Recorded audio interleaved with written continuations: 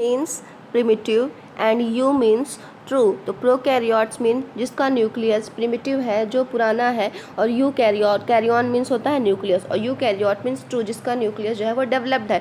तो आज की इस वीडियो में हम डिस्कस करेंगे प्रोकैरियोट्स और यूकैरियोट्स के बारे में। बेसिकली ये लेक्चर जो है वो क्लास 9th का होने वाला है और इसमें प्रोकैरियोट्स और यूकैरियोट्स के बारे में डिफरेंस पता चलेगा। तो hello everyone, this is Aamna and let's get started. तो हम यहाँ पे देख लें कि प्रोकैरियोट्स और यूकैरियोट्स का मतलब क्या होता है। कि जैसे ये बॉडी बनी हुई है ना, किसी भी ऑर्गेनिज्म की जो ये बॉडी बनी हुई है, तो ये एक सेल से मिलकर के बनी हुई है। तो ये बेसिक यूनिट है, ठीक है। अगर ये सेल 1 से 2 सेल ना बनाती तो आपकी बॉडी की डेवलपमेंट नहीं हो पाती है, ठीक। तो इसने क्या किया, अपने जैसे बहुत सारी सेल्स बनाई, फिर उनको और ग्रुप्स में बांटा, फिर ग्रुप ने ऑर्गन बनाया, फिर ऑर्गन ने ऑर्गेनाइजेशन करा, है ना। तो ऑर्गेनाइजेशन से बन गए आप और मैं।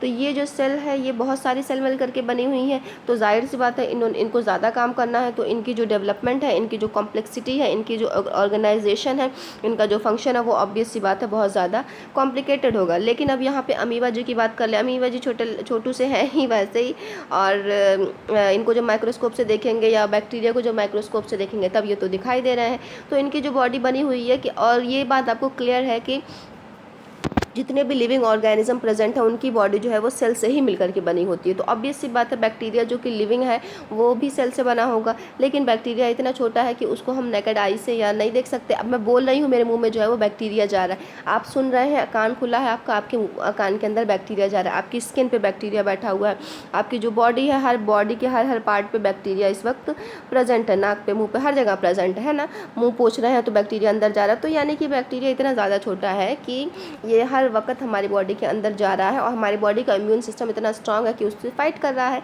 तो अब आप खुद सोचें कि इतना छोटा है जो हर वक्त हमारी बॉडी के अंदर किसी भी होल से चला जा रहा है, उसकी बॉडी का स्ट्रक्चर कैसा होगा, उसकी बॉडी का फंक्शन कैसा होगा, उसकी बॉडी का ऑर्गेनाइजेशन कैसा होगा, उसकी बॉडी के स्ट्रक्चर कैसे होंगे, उसकी बॉडी के ऑर्गेनल्स कैसे होंगे, उसकी बॉडी का जेनेटिक मटेरियल कैसा होगा। ऑब्वियस सी बात है, सिंपल होगा, है ना। तो यहाँ पे इनकी कहानी क्या होती है कि ये गोल सा स्ट्रक्चर ले लिया इन्होंने, और बीच में कुछ न्यूक्लियस लाइक स्ट्रक्चर ले लिया और आरएनए वगैरह, तो इनकी बॉडी कंप्लीट हो गई। अब ये बॉडी देख लें आप, और ये जो हमारी बॉडी जिससे बनी हुई है, प्लाज्मा मेम्ब्रेन, अंदर न्यूक्लियस के भी 4 पार्ट हैं। मैंने बताया था आपको, क्लास में डिस्कस किया था और वीडियो भी बनाई थी। 4 पार्ट हो गए इसके, न्यूक्लियस के ही हो गए। एक तो हो गया आपका न्यूक्लियोलस, एक तो हो गया आपका डीएनए, एक तो हो गया आपका न्यूक्लियोप्लाज्म, और एक हो गया आपका क्रोमैटिन। तो ये तो 4 हो गए। इसके बाकी सेल के अंदर भी क्या होता है, कुछ लिटिल ऑर्गन्स होते हैं जिनको ऑर्गेनल्स कहा जाता है, mitochondria, chloroplast, ribosome, lysosome, Golgi body, centriole, ये सारा कुछ। तो अब ये देखिए, इनकी बॉडी तो इतनी डेवलप्ड है भाई, है ना, क्योंकि इनकी बॉडी को बहुत बड़ी बॉडी बनाना है इस सेल से, और इनकी बॉडी छोटी सी ही है। तो इनको क्या बनाना है कि ऐसी बॉडी का ऑर्गेनाइजेशन करना है जो एकदम नेग्लिजिबल है। तो यानी कि अब प्रोकैरियोट्स, अब इनका न्यूक्लियस जो है वो डेवलप्ड नहीं है, इनका न्यूक्लियस डेवलप्ड है। तो यही डिफरेंस होता है प्रोकैरियोट्स और यूकैरियोट्स में।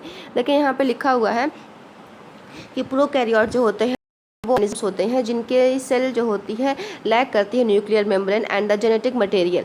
यानी कि ये जो न्यूक्लियस है, इसके अंदर का जो लिक्विड है वहाँ पे कोई मेम्ब्रेन नहीं होती है, और जो जेनेटिक मटेरियल है, यानी कि जो जीन्स है, जो कैरेक्टर डिसाइड करते हैं, वो ऐसे ही स्कैटर्ड होते हैं, ठीक है।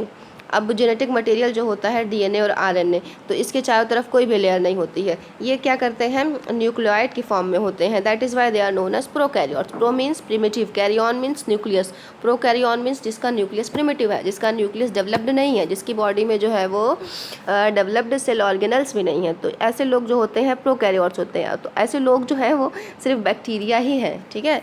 ऐसे लोग जो हैं वो सिर्फ बैक्टीरिया और जो क्या कहते हैं लोअर ऑर्गेनिजम्स हैं, जैसे कि ब्लू ग्रीन एल्गी, ये सारे कुछ है। हम लोग जो है प्लांट एंड एनिमल, ये डेवलप्ड है, इनकी बॉडी जो है वो यूकैरियोट से नहीं बनी होती है। अब एनिमल्स में जो है वो बहुत सारे आते हैं, स्पॉन्ज, प्लैटीहेल्मिन्थस, केचुआ, कॉकरोच, सारे सब एनिमल किंगडम में ही आते हैं। प्लांट किंगडम में एल्गी आता है, और जिस प्लांट के पास फ्रूट नहीं होता है वो भी आता है। तो ये सारे प्लांट्स में आते हैं, ठीक। बाकी जो सेल नीचे जो आएगा वो प्रोकैरियोट होगा, जिसकी सेल जो है वो डेवलप्ड नहीं होती है। अब यूकैरियोट की क्या कहानी कहानी है eukaryotic organism whose cells have well organised nucleus. ठीक है, तो ये अभी मैंने जो बताया ना कि न्यूक्लियस डेवलप्ड होता है और न्यूक्लियर मेम्ब्रेन भी होती है, तो ये इस तरह के सेल को क्या कहा जाता है, यूकैरियोट्स कहा जाता है। अब ब्लू ग्रीन एल्गी जो होते हैं प्रोकैरियोट्स होते हैं, प्लांट एंड एनिमल्स जो होते हैं वो यूकैरियोट्स होते हैं। अब 9th के स्टैंडर्ड पे आपने अगर इतना याद रखा है तो that is sufficient for you. ठीक है, तो आज का लेक्चर जो ज़्यादा लेंदी नहीं था, प्रोकैरियोट और यूकैरियोट में असल में डिफरेंस क्रिएट करना था, तो अगर डिफरेंस क्लियर हो गया होगा तो बाकी मैं नेक्स्ट क्लास में आपका साइटोप्लाज्म स्टार्ट कर दूँगी और सेल ऑर्गेनल्स। ठीक है, चलें, good bye, take care, have a healthy day and have productive day to.